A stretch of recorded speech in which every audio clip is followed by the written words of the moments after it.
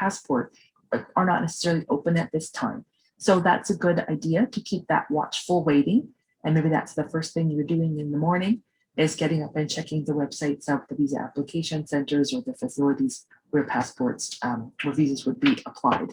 And so you can't travel to Canada until you have that visa in your passport.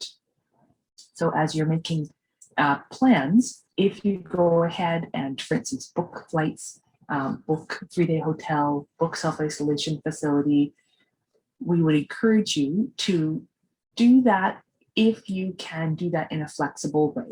So if you can book a flight that has ability to be canceled, or where there's a change fee that's low enough that you can live with it, then we'd encourage you to think about, how can I book something now that I could change later if there were a further delay.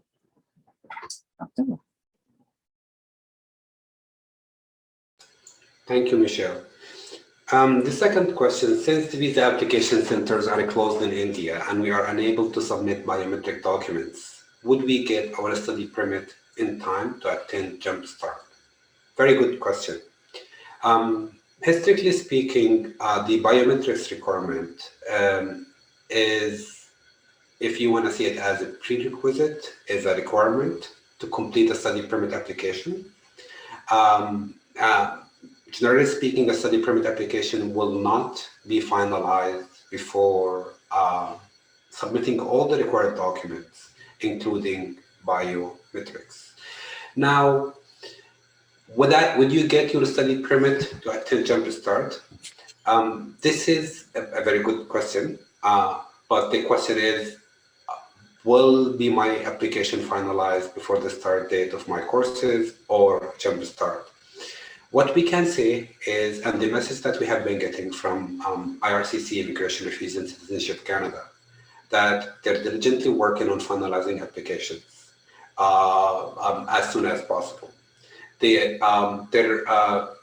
If you know, for those study permit applications that were submitted before May 15th, Immigration has promised to finalize those applications before August 6th.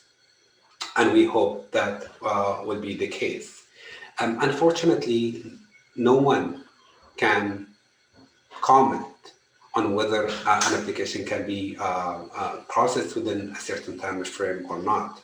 What we do encourage you to do to make sure that you comply with any requirement or request you get from RCC. Make sure that your application is complete. Make sure that you have all the required documents to travel to Canada, something you can prepare in advance, for example, while you're waiting for a decision. As Michelle, mentioned, just in case, prepare for a plan B. Look into what online courses you might have, what options you might have. We really hope that all of you will be able to join their classes here in time. We've been seeing, again, progress with the way IRCC is in processing applications, but it's a bit difficult to say if your application will be finalized before a certain time frame or not. Again, we're hopeful. We've seen positive signs from Immigration. We've been getting messages from students that they're hearing from the RCC regarding their applications. All of that is a good sign. Michelle, next question. Okay, thank you. And I will add on to that second question. We have been speaking with our, oh dear, looks like somebody's able to draw on the screen. We have been hearing from our colleagues who run Jumpstart. They're so excited to meet you. And as you probably know, they do have a completely virtual version of Jumpstart. And they are expecting that some people will register for the in-person version of Jumpstart, but at the last minute might need to change to the virtual stream, and they're ready for that. And so they recommend that you apply to the register for the type of Jumpstart you hope to attend, and then in the couple of weeks before, they'll be expecting to hear from some students who want to switch to the virtual, and that should be no problem. So the next question is documents needed at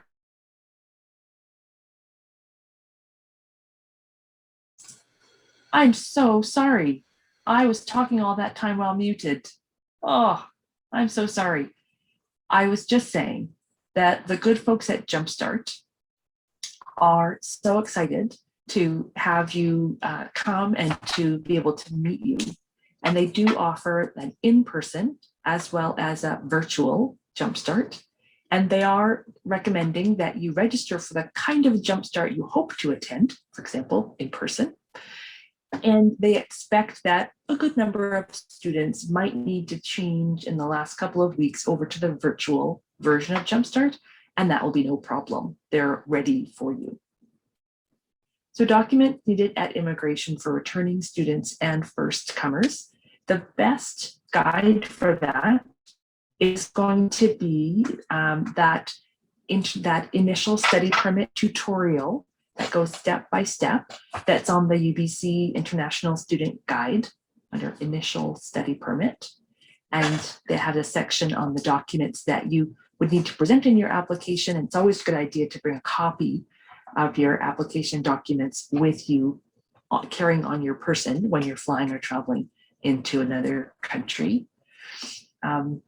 And also there's the Traveling to Canada guide that UBC has put up, and that also indicates the number of documents. So I'm not going to list them here because if there's an update in the next couple of months, we'll be putting it on that website rather than locking that in right now.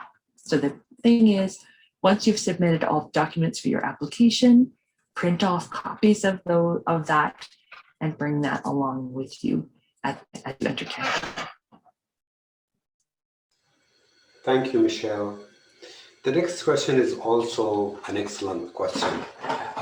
Do you need to be registered in summer courses to be able to fly to Vancouver? I would link this to the previous question in terms of returning students and the new students. So if a student is exempt from the travel restrictions, they're new incoming students. They're starting in September, winter term 1, 2021. So the advice that we have received from immigration that the students may travel to Canada 4 weeks before the start date of their program. So when we're talking about summer, for the new incoming students, please make sure or not to travel to Canada earlier than that, 4 weeks before the start date of your program of study. For returning students, the situation is a bit different. If a student is authorized to work during the summer as a full-time student, let's say undergraduate student, summer is a scheduled break, they have a job offer, there is a chance for them to argue that they have a legitimate reason to travel as a full-time student. They're using their authorization to work as full-time students or students who are on scheduled break. They have a job offer. The most important thing to keep in mind that you are traveling as an international student. You have a reason for you to travel to Canada as an international student. And that would be course registration, which is the easiest way to prove the purpose of your visit to Canada. This is an essential purpose of a travel. But again, if you are on a scheduled break, you're authorized to work, you have an official job offer, then you might also travel if you are on a scheduled break between winter term 2, 2020 and winter term 1, 2021. If this, you're not sure about this, again, feel free to get in touch with us. The answer, again, might be different from one student to another. Please keep an eye on the International Student Guide. And as soon as we get any updates from immigration about the window through which students may travel to Canada, if there is any change to that, we'll be happy to share that with you. If there is anything to add, Michelle, to that, or next question, thank you. Thank you. No, that's exactly right. And we've been very fortunate throughout the pandemic to be meeting about every second week with the people who run the Vancouver International Airport and also with Immigration Canada. And so we feel confident that the folks at the airport in Vancouver are, if that's the airport you fly into, are eager to see you, but they certainly don't want you to come earlier than you have a good reason to come. The next question is about whether students who've gotten the Covaxin vaccine in India can enter Canada, or will they need to revaccinate? There's currently no requirement to have any vaccination before entering Canada or before studying at UBC. You can come with having no vaccine. You can come having the first of 2 shots of any vaccine, or you can come having had 2 doses of any vaccine. So there's not at this time a restriction on who can come to Canada. One of the questions is, will the vaccine that you've had abroad, if you have one, make your life any easier once you get to Canada? The best news outlet for this right now, because the situation is changing daily, would be the CBC, that stands for the Canada Broadcasting Corporation.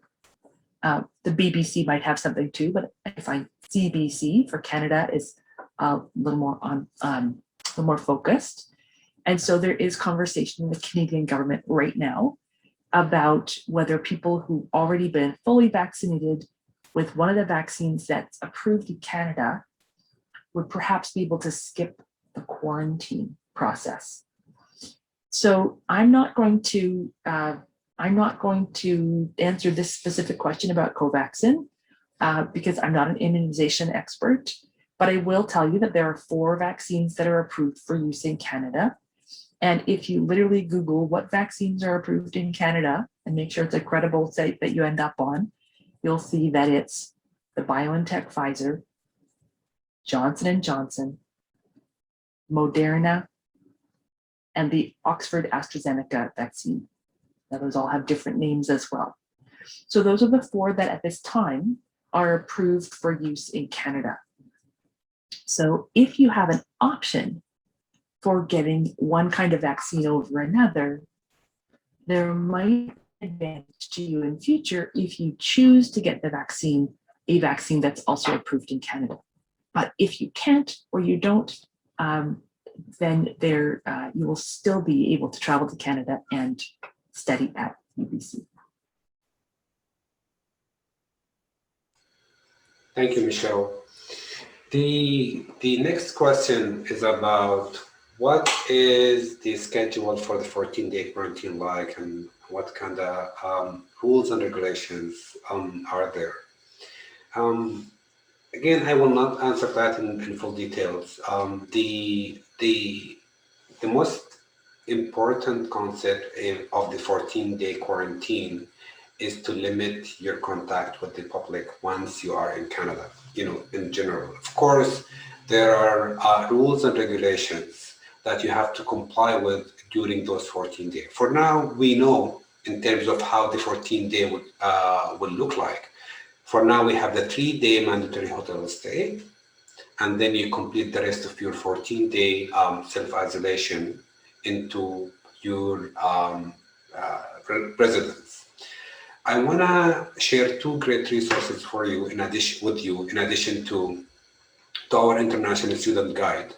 And we do have a reference to that on the guide itself. First of all, the 14-day self-isolation plan on the Ministry of Health, OBC Ministry of Health website. You can find detailed information, what you are expected to do, what you can do from the moment you step at the airport